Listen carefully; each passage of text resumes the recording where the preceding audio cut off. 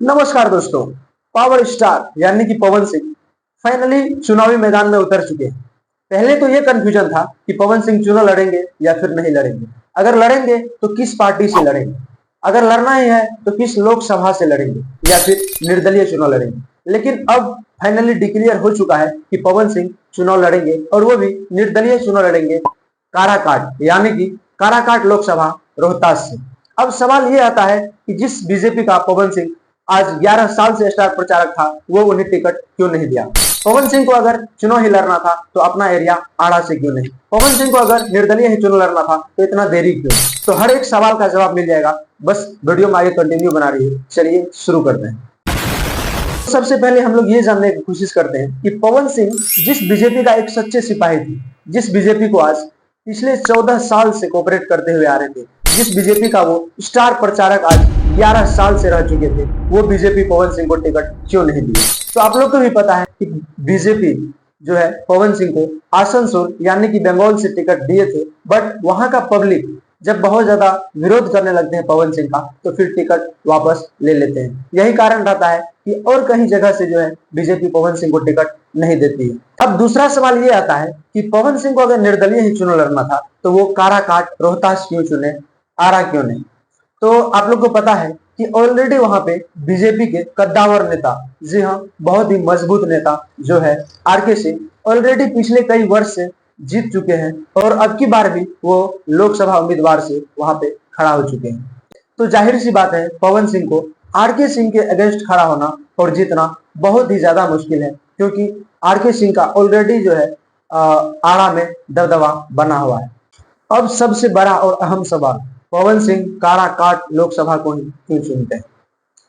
तो उसको समझने से पहले एक बात तो आपको मानना पड़ेगा कि बिहार में, और वो भी पॉलिटिक्स के मामला में, अगर बोले कास्टिज्म खत्म हो जाए तो ये थोड़ा ज्यादा मुश्किल है। अभी भी बहुत ज्यादा कहीं ना कहीं बिहार के पॉलिटिक्स में कास्टिज्म है। तो अब ये जानते हैं कि काराकाट का जो है वोट बैंक कैसा है। जी हाँ, किस समाज से कितना वोटर्स आते हैं काराकाट लोकसभा में। तो काराकाट लोकसभा में अगर सबसे ज्यादा वोटर्स किसी समाज से आते हैं तो वो आता है यादव समाज। जी हाँ, वहां पे यादव समाज के वोटर्स लगभग 3 लाख प्लस हैं। उसके बाद अगर कोई समाज आता है तो वो है राजपूत समाज। वहां पे राजपूत समाज का वोटर्स 2.5 लाख के आसपास है। जी हाँ, और वहां पे ऑलरेडी जो नेता खड़ा है पवन सिंह के अगेंस्ट में, वो है उपेंद्र कुशवाहा। और उपेंद्र कुशवाहा जो है, सिंपल सा बात है, कुशवाहा जाति से आते हैं, तो वहां पे कुशवाहा या फिर कुर्मी जाति सबको मिला के लगभग 2 लाख के आसपास जो है वोटर्स हैं। तो अब सवाल ये आता है कि अगर सबसे ज्यादा वोटर्स वहां पे यादव समाज से आते हैं तो फिर तो वहां पे आरजेडी को जीतना चाहिए।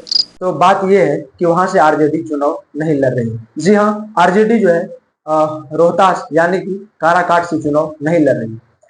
तो पवन सिंह जो है काराकाट लोकसभा इसीलिए चुनते हैं क्योंकि और लोकसभा के कंपैरिजन में वहां पे पवन सिंह के लिए जितना आसान है। अब क्यों आसान है, आइए समझाते हैं। सबसे पहला तो वहां पे ये है कि सबसे ज्यादा वोटर्स किसी समाज का है तो दूसरे नंबर पे जो आता है वो है राजपूत समाज। जी हाँ, राजपूत समाज, जैसा कि ऑलरेडी हम बोल दिए कि बिहार के पॉलिटिक्स में कास्टिज्म को खत्म करना उतना आसान नहीं है।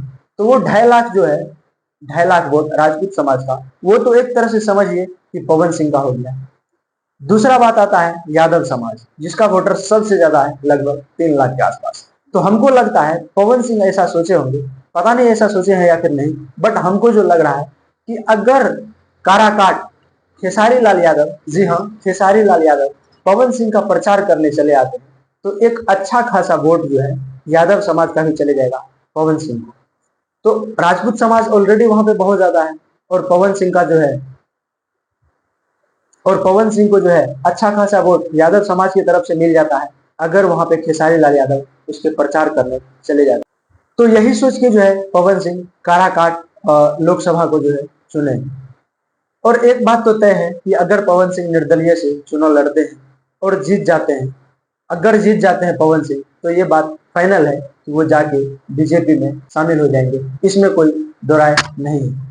तो बस आज के लिए इतना ही। उम्मीद है सब चीज आपके सामने क्रिस्टल क्लियर हो गया होगा। बाकी अंत तक वीडियो देखने के लिए बहुत बहुत धन्यवाद।